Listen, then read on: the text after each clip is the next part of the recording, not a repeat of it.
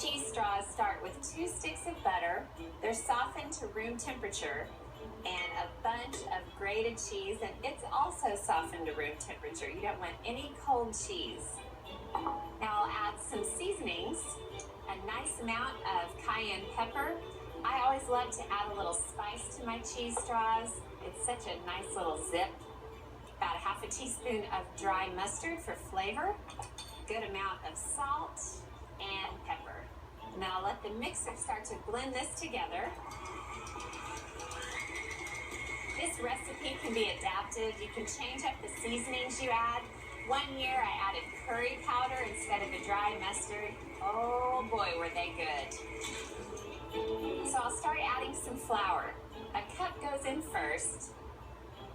I like to mix it in gradually.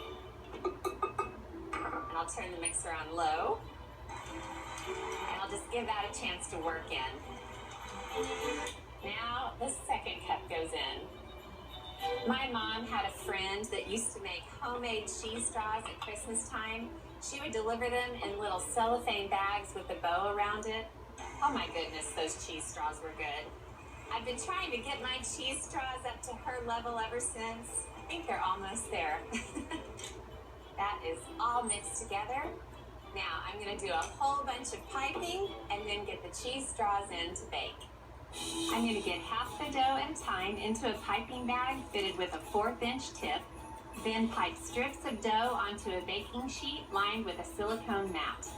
I make these about 5 to 6 inches in length, but you can do whatever length you want. And then they go into the oven at 350 degrees for 15 to 17 minutes.